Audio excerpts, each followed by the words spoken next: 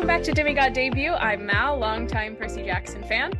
And I'm Julie. I'm gonna say it for the first time, Percy Jackson enjoyer. These were my favorite chapters I've read so far. Whoa, Oh my god, this is huge.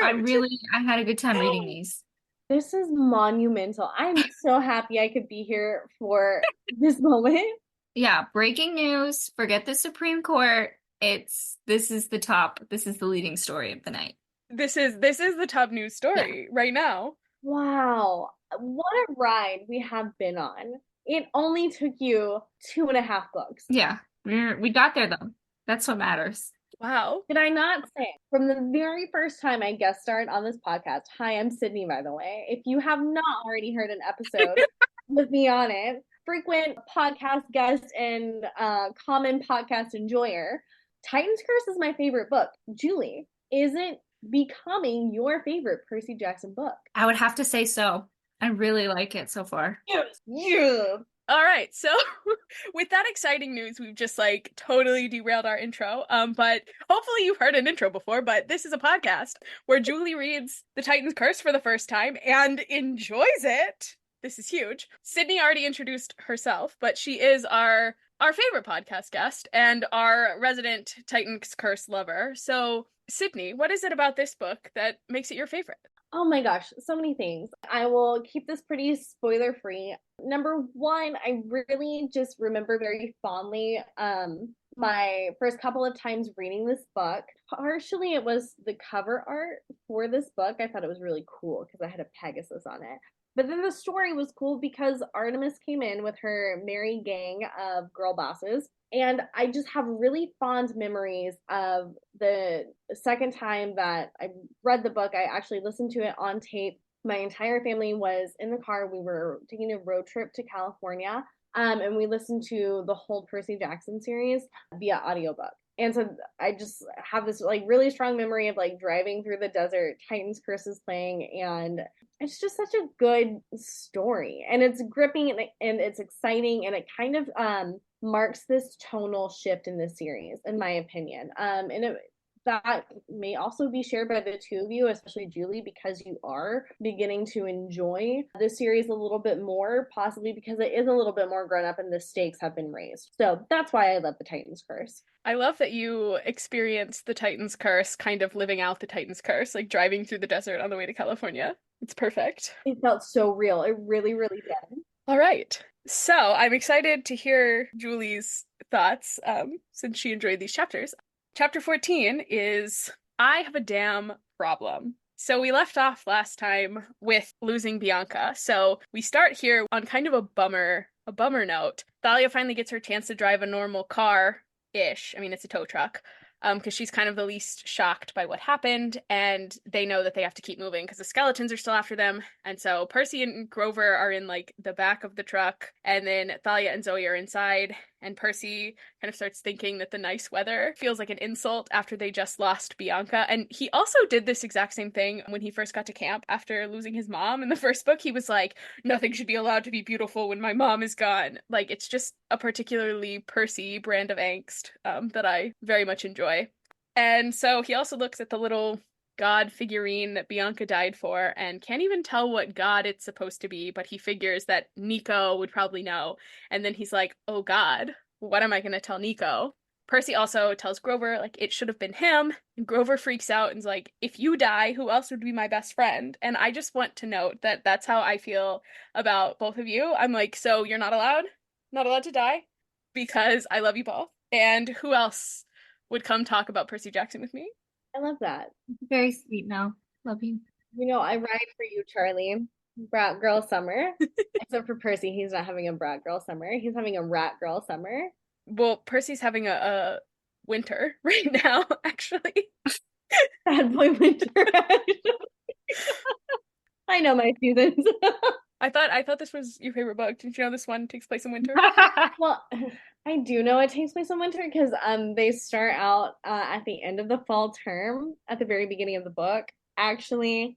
But also, we ourselves are in summer, so I'm superimposing that on Percy Jackson. It feels like a summer adventure, road trip. Yeah, it kind of does. And them being in the desert does kind of mess me up. Like every time it mentions Percy having on his like winter lion coat, I'm like, oh right, he has a coat on because it's cold.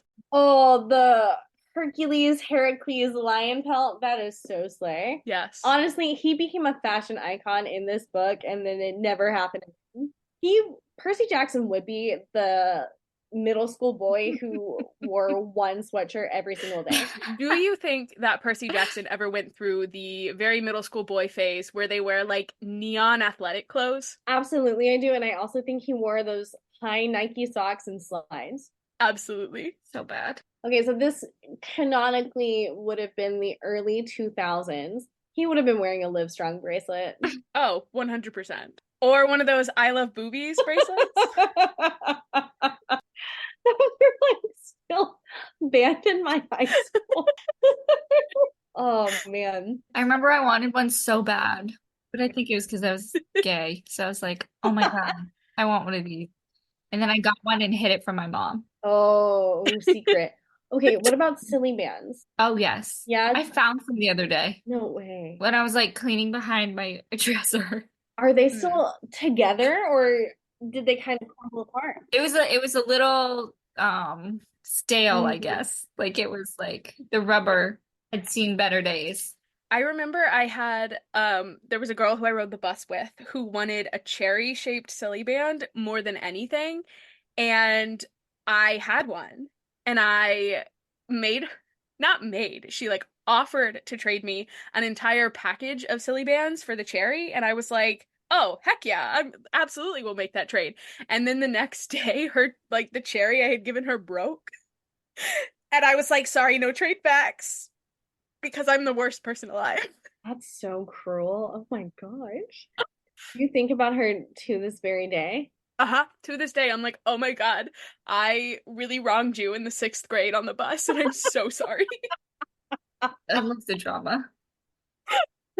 Oh, well, speaking of wrongs, that was a segue.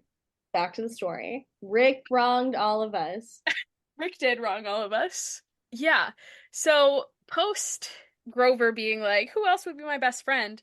Percy kind of decides that it's a good thing to have a friend who's so much more anxious than you because then you can kind of like focus up for them. And it very much is giving when because like I don't like to talk to people like but then when one of my friends doesn't want to, I'm like, okay, then I'll be the one who goes and like talks to the hostess at the restaurant to like get us a table. Like because He said no pickles. yeah, I'm not going to do it for me. I'm not going to speak up for me, but like I will get my stuff together to speak up for you. And so I just felt very seen by Percy being like, "Listen, Grover's losing it, so I got to get it together." You gotta lock in. Yeah, cuz ever since the weird wind in New Mexico, Grover's been feeling kind of fragile.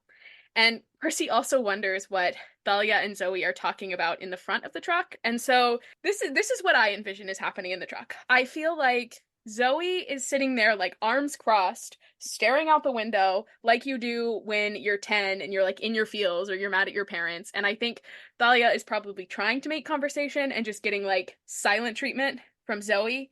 And so I imagine that Thalia is just getting like crueler and crueler, just trying to get a reaction from Zoe, and Zoe's just like not given anything because we're handling our grief in different ways. So I don't know, I can see this scene very clearly. Like I think it's so interesting that this opens the next chapter because we see these very guttural and emotional reactions come out of these characters, and some can be anticipated, like Grover and his very anxious response style, but some are sort of unexpected, like Thalia being so cold about what has just transpired, especially in thinking about her own passing, not passing. You would think that she would have maybe more empathy for Bianca, for Nico, but she seems to not as of this moment. that's a good point.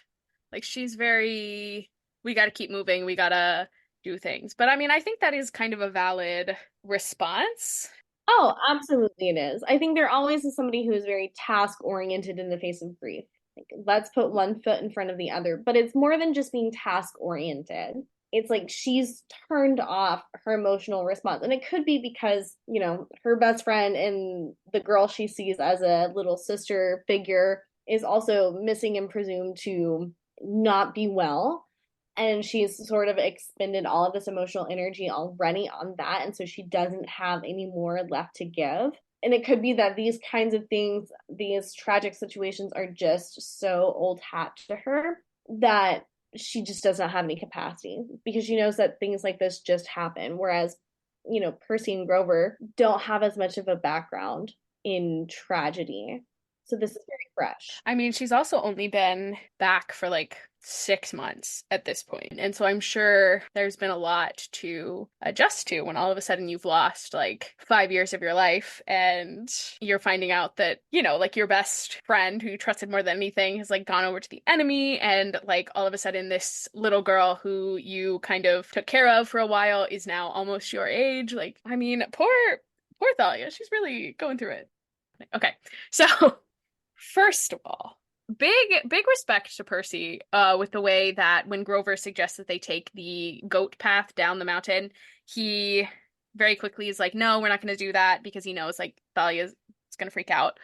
And so he doesn't make a big deal about it. He's just like, we can walk, we can do whatever. Like, we love a considerate king.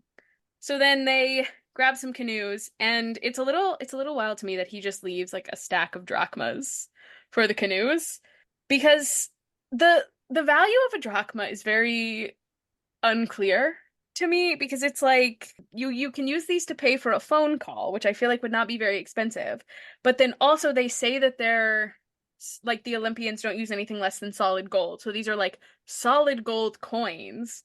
So I'm like, how much money did they leave for these canoes? That's my important question. Maybe Percy's just a really good tipper. Could be. I mean, his mom did work in customer service, so I'm sure he's got a good respect for customer service workers. He's an ethical and moral king. He gives what he can. Also, because I gotta be honest, I don't think I think I would just take the canoes. I would be like, listen, we're trying to save the world. Little busy here. This is more important than your canoes. Sorry. This is like the second time that I've just been a really terrible person in this episode, because It's canoes. It's not like you're stealing someone's firstborn. it's not like you just made someone give you an entire pack of silly bands for one silly band that broke the next day. That's so true. You need to channel this gremlin energy into like D&D or something. You can make the worst choices in a way that doesn't affect people. I feel like that would be I would actually love to play D&D, actually. So, I think I actually can get behind him leaving the drachmas though, just because I think it would be kind of fun to pay for things in like gold coins, Like I would feel like a pirate, and I'd love that. Our meaning. Drachmas are kind of like doubloons. So one drachma is equivalent to one doubloon. So adjusting for inflation, that's like 20 USD. Wow, they're really paying $20 for a phone call. Money is meaningless when you are an immortal, I guess. That's the thing. I'm like, the Iris messages are really throwing me off. But I mean, I guess if you want the attention of Iris and you want her to like carry this message, like you gotta pay handsomely, I guess. Maybe it's just taxed really highly. Yeah. If tax is the money that you pay to the government, the gods are basically the government. And I'm sure that they would have very high tax rates for demigods. But then also the taxes that you're paying are also like when you have to burn part of your dinner, and like they're taking a lot of taxes. Where's the progressive tax policy? That's what I want. I mean, isn't that what Luke is saying, essentially? No taxation without representation. That's his argument. He is a revolutionary. The demigods are about to start throwing tea in the friggin' harbor. But then what are the gods doing with the tax they're collecting? They're not turning it over to people. They're hoarding it. Yeah, they are wealth hoarders. The Olympians are wealth hoarders. Pass it on. Guillotine the gods. French Revolution style. Drachmas aside, once they have their canoes, Thalia asks Percy to go with Zoe in the canoe because she's like, I can't. But she does also say that Zoe is starting to worry her because Zoe's just like not handling this well. Percy then asks the naiads in the water for help pulling the canoes, but they're not really a fan of Zoe, apparently because of something that happened a long time ago. Percy then brings up Bianca and says it was his fault so that hopefully he can kind of give Zoe someone to be mad at and like let her yell at him. And Zoe says no, she shouldn't have pushed Bianca to come on this quest because she's like still so new, but she was looking for someone who could become the next lieutenant. And so she's very down on herself here and saying like she's led the hunt for over 2,000 years, but now Artemis is kidnapped and things aren't going well.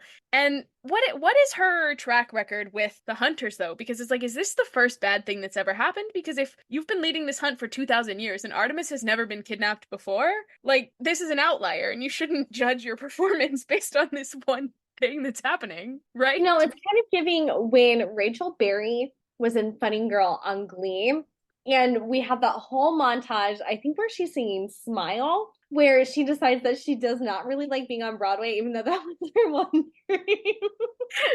The Glee poll really got me there. What? I can relate all things to Glee if I try hard enough. And that was my one singular time this episode. Actually, let's see if I can do it again. This is like a fun new challenge for me. I look forward to that. Thank you. So then Percy also gets out Riptide and talks to Zoe about it, saying like he knows that she's the one who made it, and she says, yes, it was a gift and a mistake, like she gave it to this hero, and she won't say who the hero is, but she says it's the one that all boys want to be like. Haha. Julie, do you know who the hero is? Is it Hercules? Could be. So I'm gonna guess.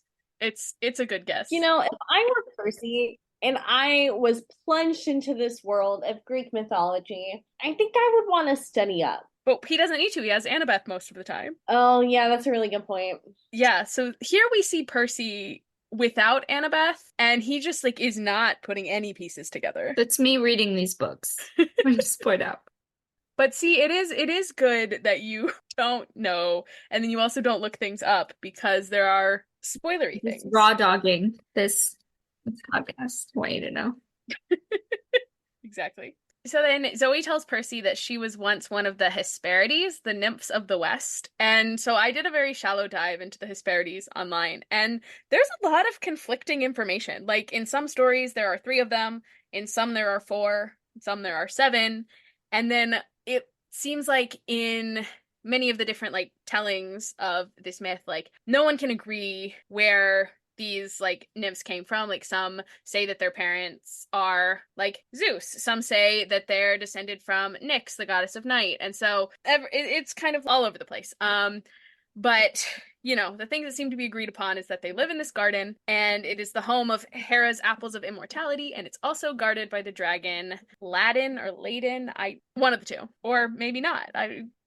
So I think because the myth is so inconsistent, it is kind of fun to just be like, yeah, so actually there's an extra one of these nymphs, and she's Zoe, and she got exiled because she helped this hero in his quest to steal one of the apples. Like, I don't know, I just think it's a fun little spin on a myth that seems to have so many variations already. Rick wrote an OC. Proud of him. He did. Ooh, okay. If you had to invent a new Greek god, what would they be the Greek god of? I don't know, they kind of just like they like had a god for almost everything.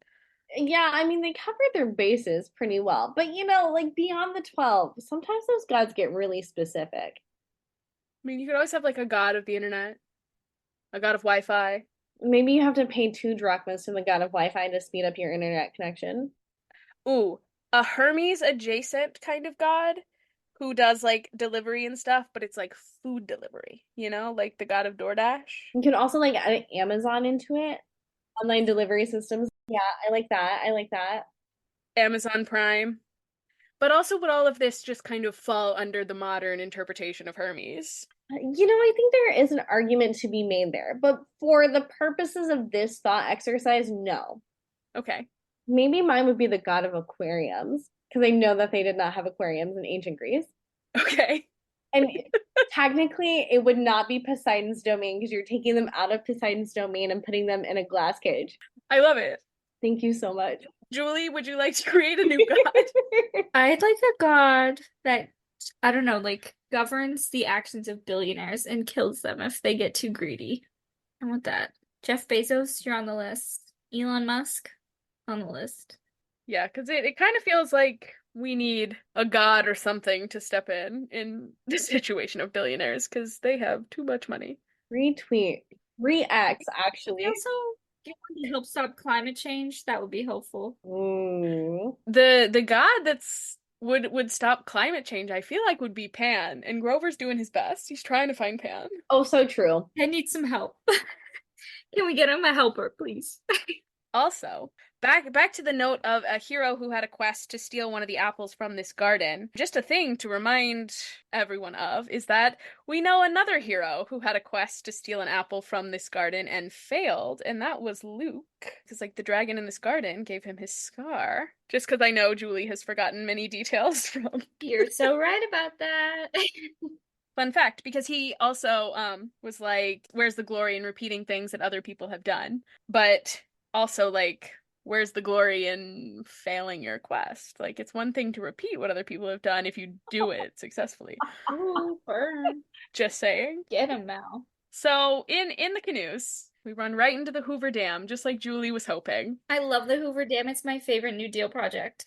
Fun fact. Mark that down as another correct prediction. That was obvious, though. Like, what other dam are they Yeah, going? that was. I have to say, it actually like makes me shed a little tear the way that like Thalia and Grover and Percy start just spouting facts about the dam that they learned from Annabeth. Like it feels so full of love to me. Like even Grover being like she spouts facts all the time. It's so annoying. Like these are three people who love her so much that they've like Yeah. internalized this thing that she loves, and now we're in this place that just like reminds us of her, and I'm just like in tears. I don't know, I'm just like, maybe this is me projecting onto Annabeth once again, but I'm like, I want to be loved for like my silly little interests, and I want people to think of me when they go to places that remind them of things that I like. Actually today someone texted me and was like, "Hey, I took some videos at the Parthenon in Nashville for you because I thought you would enjoy it."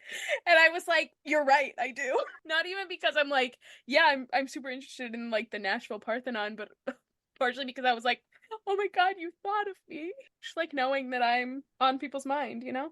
Is there like a location or a thing that you hope would remind people of you, or like you think would remind people of you? Ooh, this is a good question. Okay. Unfortunately, I think a lot of people relate me to my current place of employment because that's also where I met so many of the people in my life. Julie, what about you? I would feel it's something like politics related, like the Capitol building or like the White House. Like, I want someone like walking by the White House to flip it off for me and like send a picture and be like, "You would enjoy this." And I would. Like any building in DC, pretty much. Yeah.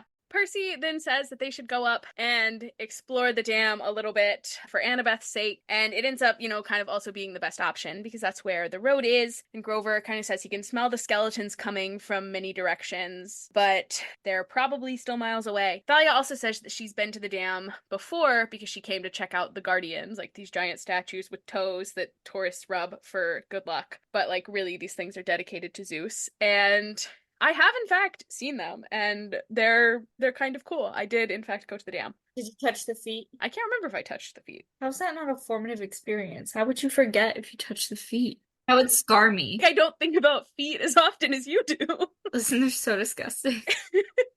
Can't. Then we come to one of the most iconic jokes of the Percy Jackson canon when Zoe suggests that they find the damn snack bar. And of course, we go a little nuts talking about the damn restroom and getting a damn t-shirt. And like, when you are 10, 11, 12 years old reading this as a child, this is peak comedy. This goes so hard. So when we went to the dam, it was 2019. My brother was in 5th grade.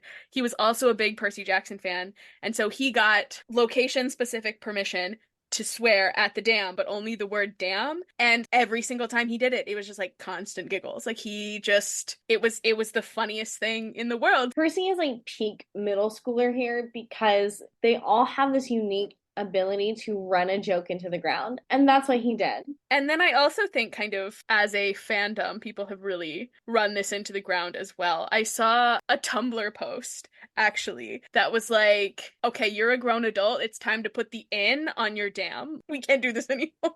Oh my God. One thing that is kind of funny about this, though, is because in the books, there are plenty of times where Percy is like, "Oh, I cursed," or like, "Oh, I swore," or whatever. So it's like, he was saying swear words. It's just like this one is just silly, you know?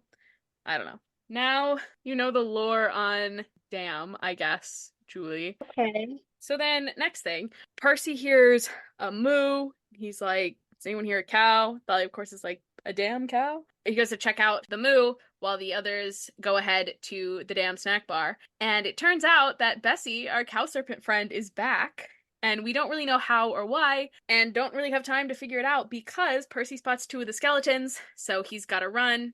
He ends up crashing a tour group in the elevator, and the tour guide is this woman with dark hair and startling gray eyes and tells Percy that there's always a way out for people who are clever enough to find it. So we love a visit and some cryptic advice from the future mother-in-law. Future mother-in-law. I mean, you know. And the skeletons follow Percy down into the dam because, of course they did. And so he's looking for a place to hide and ends up accidentally almost slicing a girl in half because she blows her nose and it apparently sounds like the skeletons. And so Riptide just passes right through because she's mortal, in case you forgot that Celestial Bronze does that. But somehow she can see the sword for what it is, and she can see the skeletons, and she can see that Percy's fur coat is a lion coat. Even better than Percy can, because he still sees the coat just as a coat. And the girl also introduces herself as Rachel Elizabeth Dare. Really went full government name on the intro there. And I kind of feel like maybe I should start doing that because it feels like a power move. That's what Dora Winifred Reed does in the Arthur universe. Arthur universe? Yeah, DW, Dora Winifred Reed. No, I know. The ACU, the Arthur Cinematic Universe, in which Neil Gaiman is a canonical author.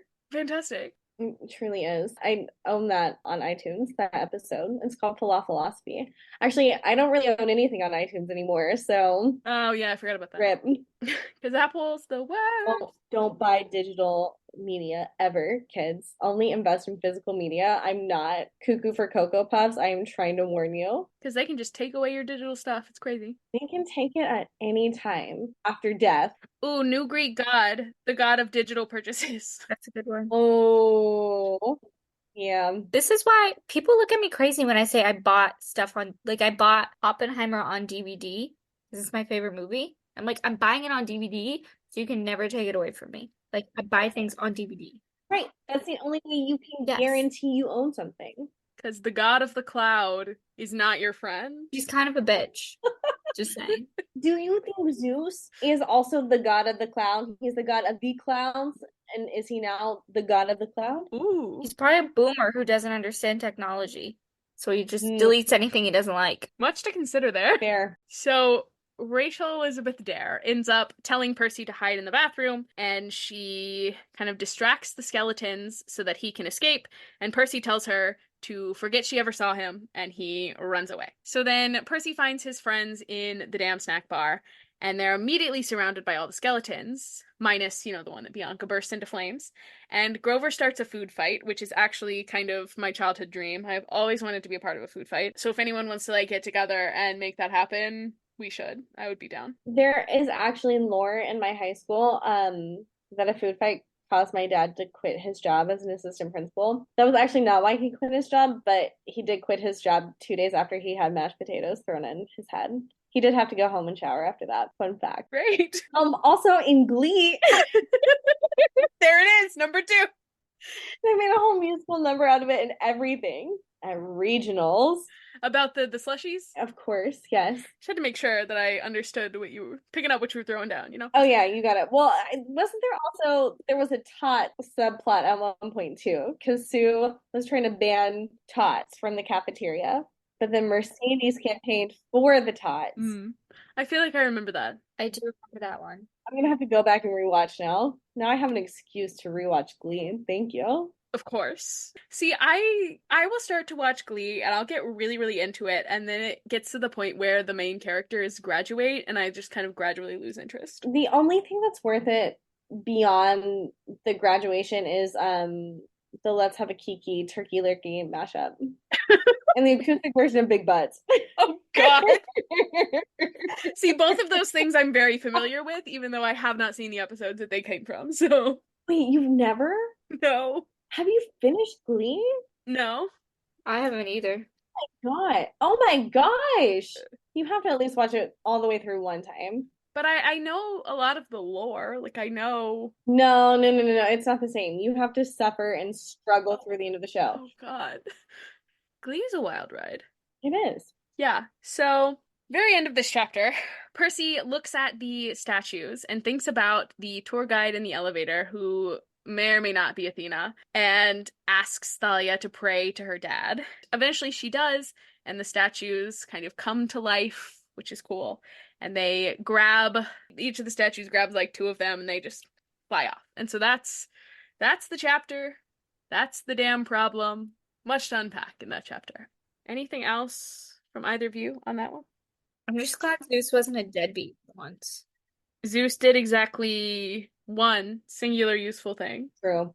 Which, I mean, I guess turning his daughter into a tree is like kind of useful, but it's like you could have been more useful. Could have actually saved her life instead of turning her into a tree. But Right.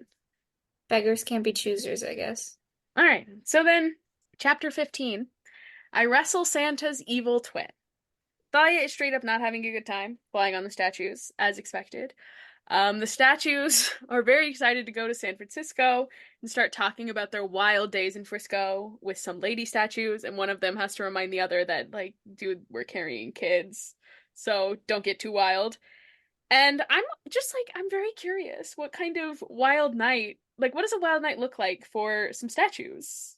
Because a wild night out for me is anytime I'm out of my apartment past 11 p.m. I'm like, whoa, this is big. Oh, I agree. Anytime I'm not asleep by 10:30, It's crazy. wild. My wild nights is I go to the gym at 10 p.m. and I get home at 1 in the morning. And then I go to work in the morning. See, that's at least kind of going out. Like you leave. I leave my house.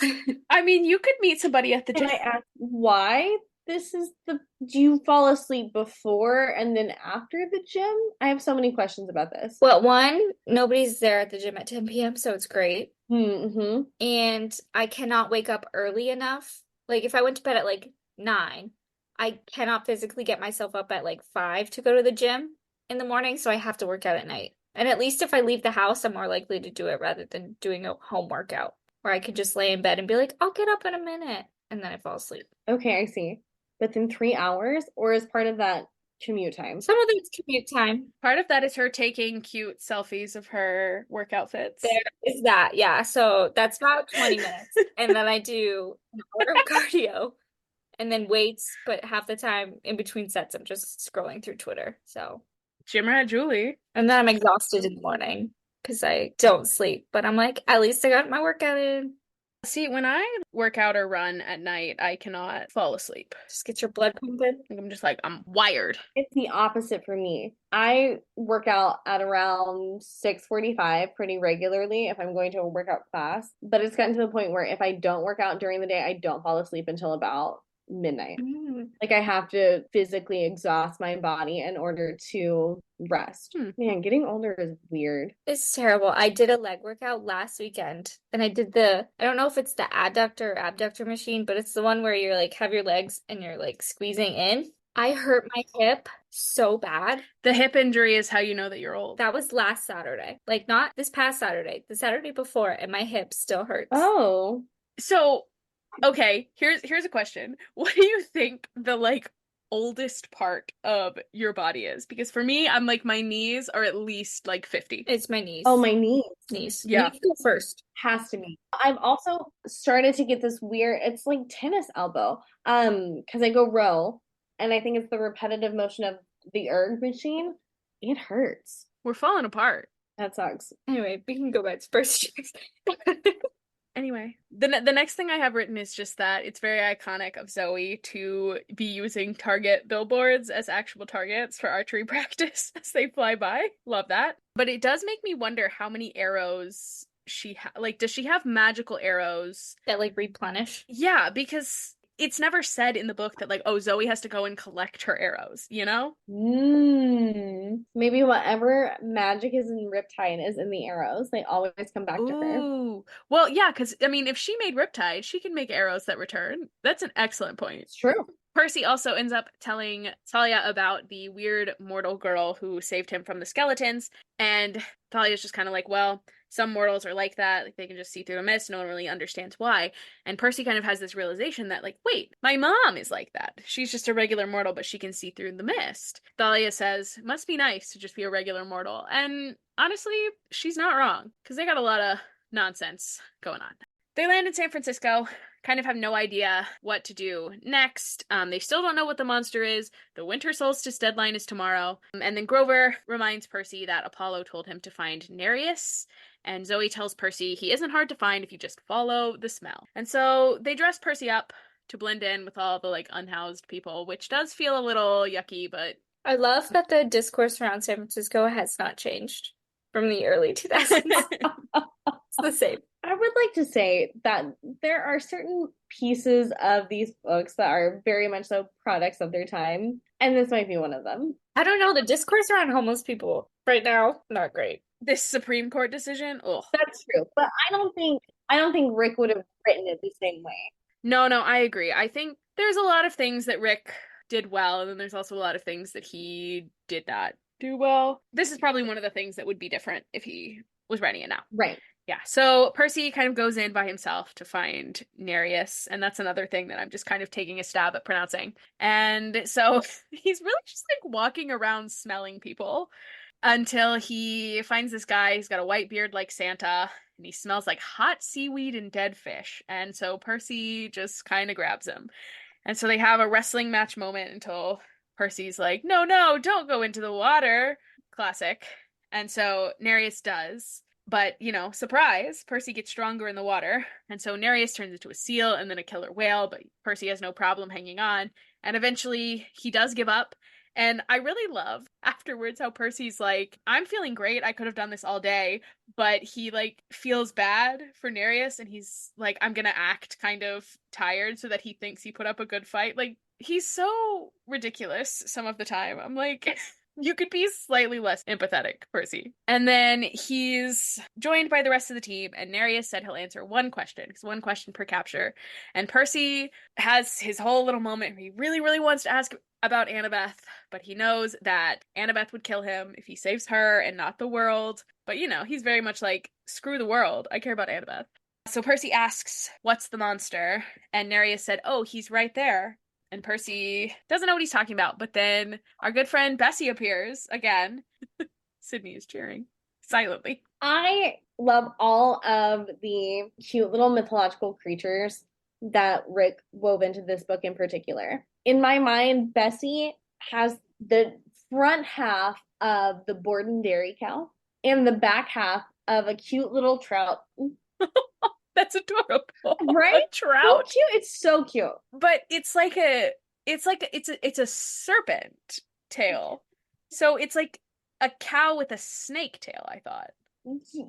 Canonically, you are correct, but in my own version of canon, no. Right, okay. Yeah. Yeah, so Bessie tells Grover that his name is not actually Bessie. Also, he's a he. And he is the Ophiotaurus. I couldn't find anything more online about the Ophiotaurus besides, you know, what they say in the book, that like a person who kills it and burns its entrails will have the power to destroy the gods. Really fun stuff. And so this is a story that appears in one of Ovid's poems. And so, you know, one of the giants kills the Ophiotaurus, and then Zeus sends a bird to get the entrails before they get burned. And the one interesting thing that was like news to me is that the giant that killed the Ophiotaurus in this story is one of the 100-handed ones, Briareus. And so that was interesting to me, and I feel like Sydney, you will also find that interesting, but Julie will not. It lit up a bell or a light bulb in my head. 100 hands? Yes, 100 hands. I don't like that. That freaks me out a little bit. Yes, that's one of the things that I'm like, I can't picture this. I don't like it. Yeah. So some of these creatures with like the weird bodies, I'm like, I'm not gonna look up what that looks like because I think it would be upsetting to me. Mm-hmm. So they're kind of thinking, how are we gonna be able to protect Bessie? Which I know is not his actual name, but it's, you know, easier than calling him the Ophiotaurus all the time. But then our good old friend Dr. Thorne shows up and says that Thalia is going to be the one to sacrifice Bessie and unleash the power to defeat the gods. And so this is the whole reason that Kronos brought her back, so that she can overthrow Olympus on her 16th birthday, which is in 2 days. Wait, is her birthday on the solstice? It seems like her birthday is the day after the solstice. Do you think that demigods celebrate secular Christmas? Why not? Humans do. Do you think that Thalia is very pissed off that her birthday and Christmas are around the same time? Well, I think Thalia has more important things to be pissed off about. Well, maybe for this birthday, but like in general. I think that's a young thing. Like, kid thing to get because my dad's birthday is very close to Christmas and New Year's, like right smack dab in the middle. So like as a kid, I think he was upset, but now Oh, is he over it? he's an old man, so he does not care. I see. But I mean, Thalia also grew up with an alcoholic mother who she ran away from pretty young. So it's like how much birthday Christmas celebration was happening. That's true. I don't actually think there was any celebrating in her life. Yeah. She's had a rough go of it. Christmas and her birthday being around the same time, probably the least of her problems. Yeah. Yeah, low on Yeah. the list. What an adventure Thalia's had, actually. So she's kind of stunned by this information and this like role that she's kind of expected to play. And so Percy has to try to snap her out of it, like reminding her that like your dad did help you because she kind of seems tempted to overthrow Olympus right now. And so Percy and Grover and Zoe start fighting. They tell Bessie to get down into the water and hide. Zoe wants to send Percy like with the Ophiotaurus away, but Percy's not going to leave his friends because he's loyal like that. But he does recognize they need to tell Camp what's going on, so he sends an Iris message, of course, and gets Mr. D because, like, Percy, if you're looking specifically for Chiron, you probably need to say, "Show me Chiron," instead of just saying Camp Half-Blood. Listen, he was a little stressed, you know. I know he was, but I'm just saying, like, you gotta be a little more specific. This is also like why in the Lightning Thief when they try to call Chiron, they get they get Luke because they just call Chiron's office. Like I feel like you gotta be specific with who you're calling, especially if you're gonna pay $20 for a phone call. Amen. So I love that we just decided it's $20 when how big are the coins? I feel like at one point they said how big the coins are. Now I have to figure this out. Hold on. I need you to know that the math I did was not real and was so arbitrary. Please do not actually quote me on any of this. Okay, so it says in the Lightning Thief that the coins are as big as Girl Scout cookies. Oh, those are kind of big. Exactly. Which Girl Scout cookie? Those vary widely in size. But so if we went with like a Thin Mint, Wait. Yeah, yeah, yeah. Thin Mints are like the definitive Girl Scout cookie. Let me look up the price of gold. Wouldn't it be by weight? Like that's how you're trying the value of a gold coin, I feel like. Okay, weight of a single Thin Mint. Okay, one Girl Scout Thin Mint cookie is around 0.28 ounces. yeah. But also, if it was that size made of gold, it would probably be heavier, right?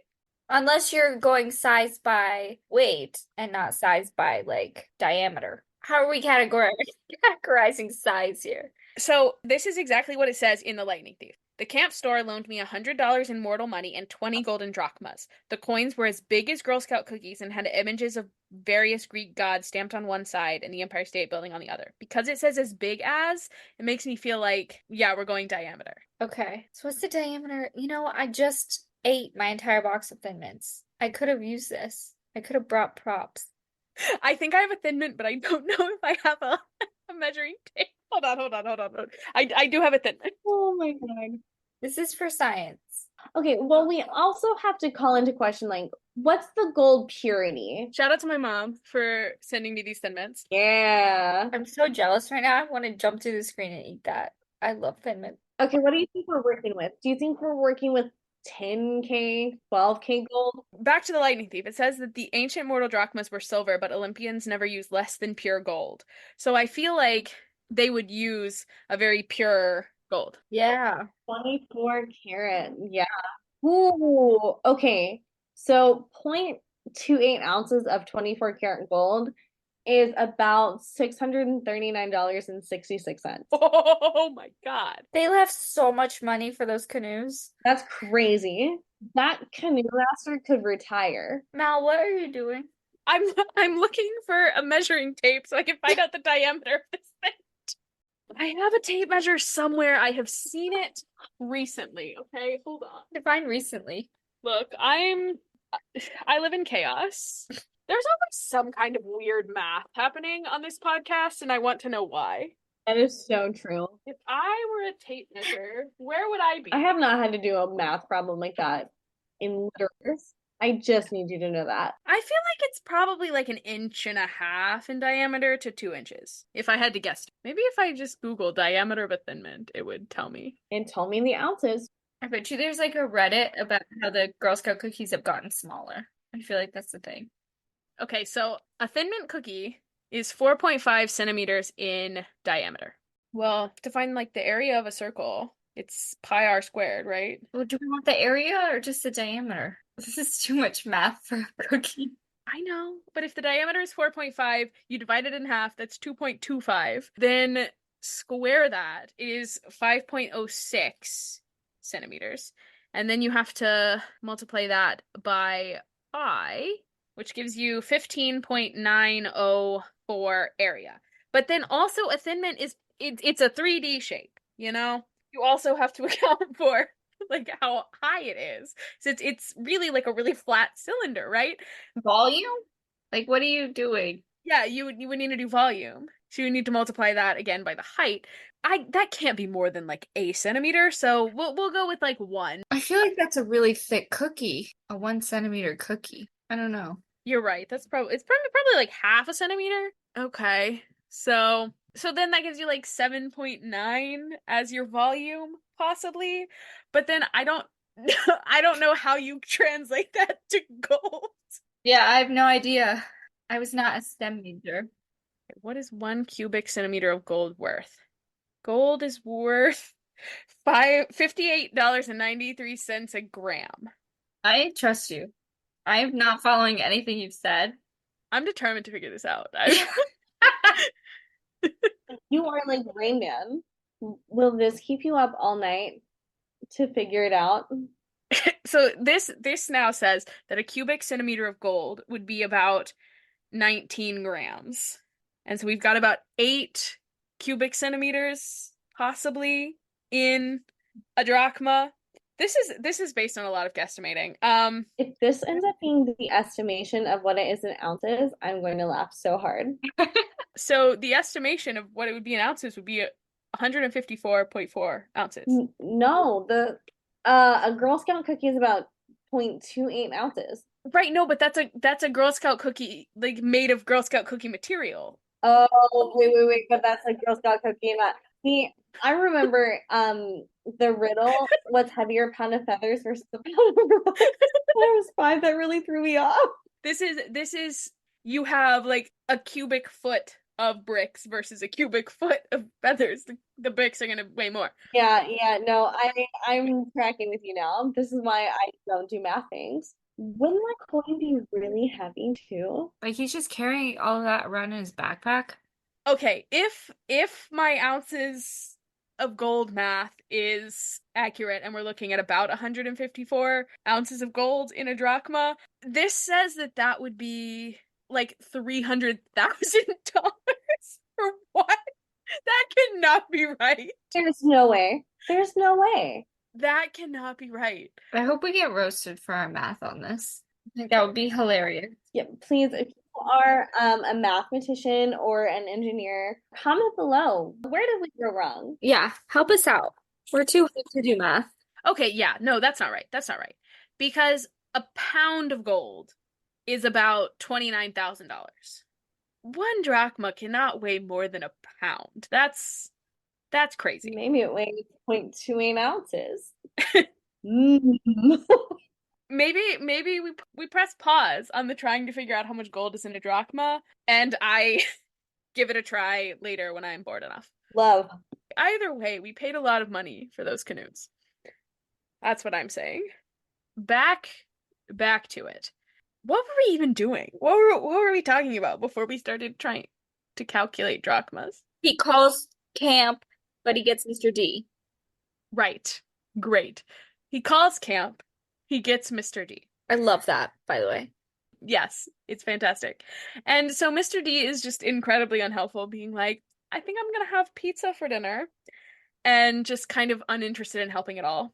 And it's a little asshole-ish the way he is like, well, you could ask for help to Percy, but also, like, Percy just came into the phone call assuming that Mr. D was not going to help, which, like, given his track record, I feel like that's reasonable to assume, but also Percy's very much like, I'm not about to die begging Mr. D to help us. So absolutely not. I will not tell this man, like I will not ask this man for help. So he's like, no, absolutely not. But then he looks at Thalia and how she's kind of starting to cry, and he thinks about how she had been cornered like this before when she was on Half-Blood Hill, and she had chosen to give her life for her friends, but she like can't do that this time because Team Kronos is like very insistent on sparing her and killing the others.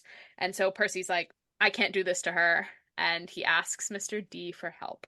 There's this like snap noise, a smell of wine, and all the mortal guards are like driven to madness.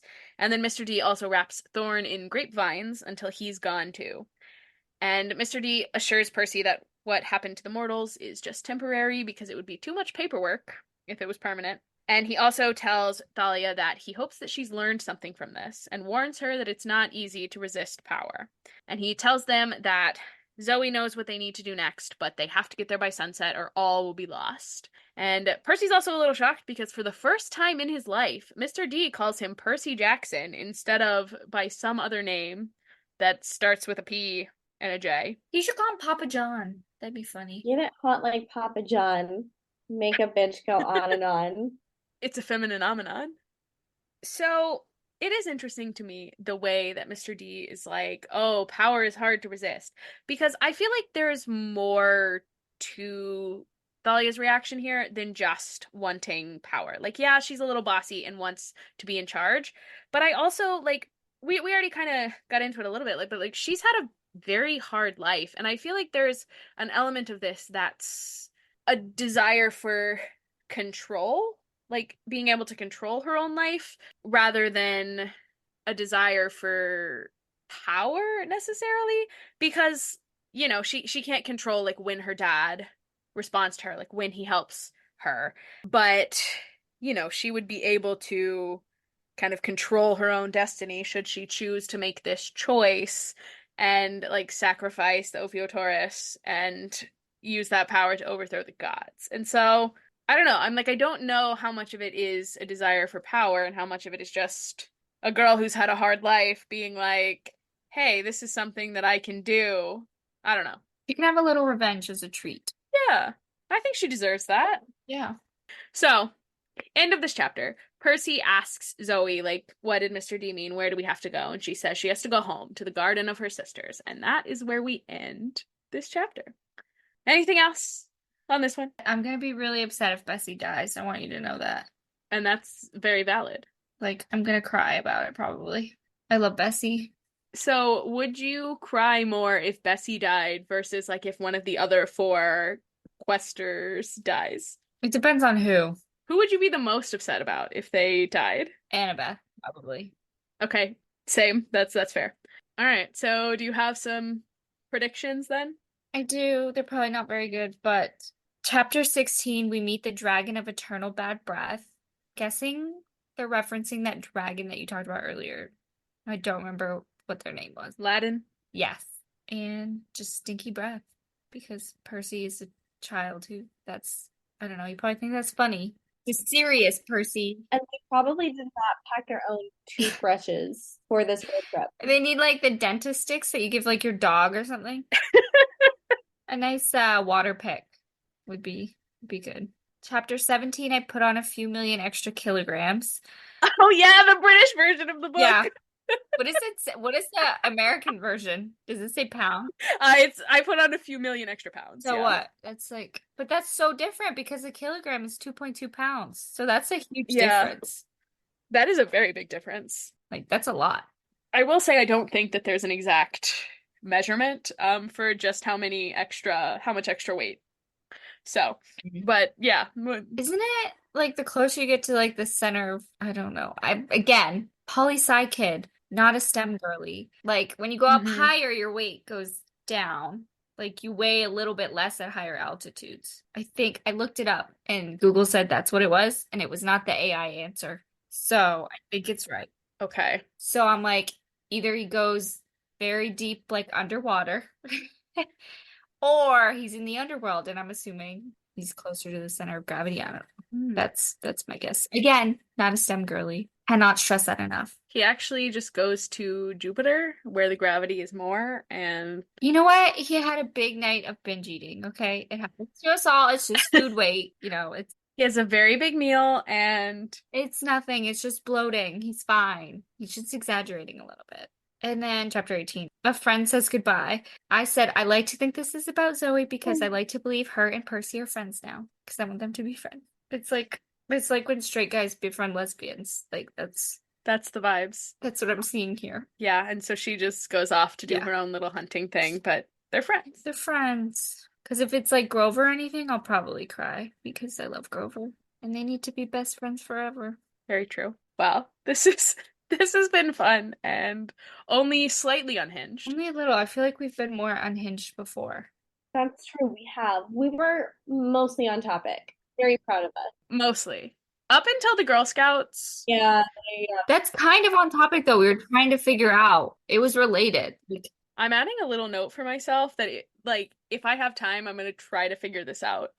Anyway, all right. I can't wait to continue. I feel like the end of this book, honestly, this whole book is a banger. The end of this book is a banger. And so we've got 2 more episodes left. wow. Oh my Which is God. crazy. Well, I love you both very dearly. Love you. Love you, love you. Mwah. It's been real. Bye. See you later. Bye. Hi, thanks for listening. If you want more from us, you can follow us on Instagram, TikTok, or Twitter at DemigodDebutPod. If you liked what you heard, feel free to leave us a review wherever you listen. See you next time for some more discussion about the Titan's Curse. Bye!